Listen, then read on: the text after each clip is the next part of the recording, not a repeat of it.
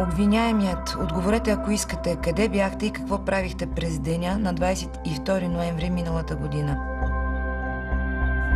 Имаш на разположение само 3 седмици и нито минута повече.